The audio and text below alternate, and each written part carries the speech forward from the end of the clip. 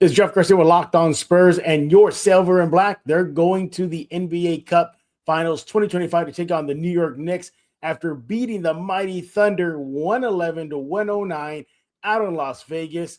It was a great win for this young team. All right, so what are three things that stood out for me from this Spurs win? Number one, this win was a collective. Say what you want about Wemby in that little bit, but collectively, this team won. How? They took the punch from OKC early in the first period. OKC outscored them 31-20. It looked like the Thunder were en route to a rout of the Spurs.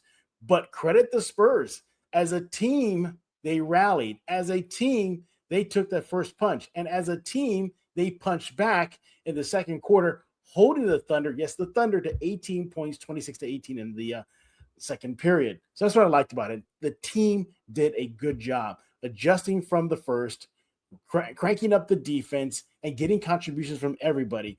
You had Devin Vassell with 23 points, Stephon Castle 22, De'Aaron Fox with 22, and Wemby with 22 in his return.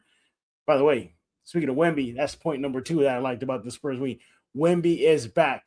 Kind of a gutsy call by Mitch Johnson to not play Wemby in the first period, to have him come off the bench for the rest of the game. It paid off. Whenever he was on that floor, the Spurs were a plus 21. That's how impactful he was in his return game to San Antonio. Not only did he had 22 points, he had 2 assists, he had 9 rebounds, and he had clutch plays to keep the Thunder at bay, whether that be just a basket, key rebound, whatever it was. Wemby was in it, flexing, literally flexing during the game, pumping his chest. He was in the game despite being on a minutes restriction when he played 21 minutes. By the way, it's the second time this season he has played under 30 minutes. So credit Victor Wembanyama, credit the Spurs for game planning that, keeping him under minutes restriction and still being impactful. The amount of gravity that he created.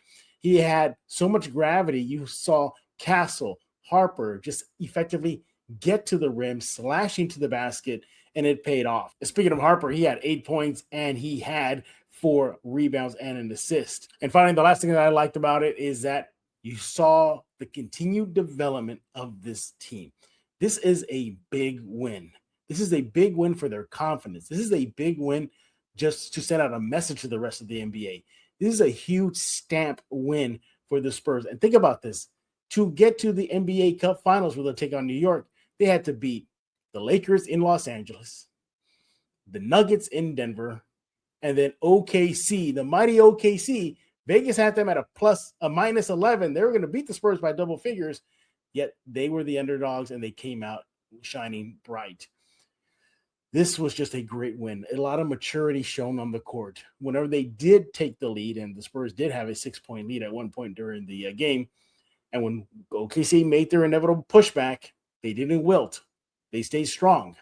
They played like themselves that we've been seeing throughout the season, winning basketball, making winning decisions, whether that be fouling OKC before they even get to the three-point line. Not once, not twice, but 3 times to seal the deal. What else did they do that I thought it was gutsy? Again, the Wemby decision to have him come off the bench, good thing, paid off great. And then just overall, you see the poise in them.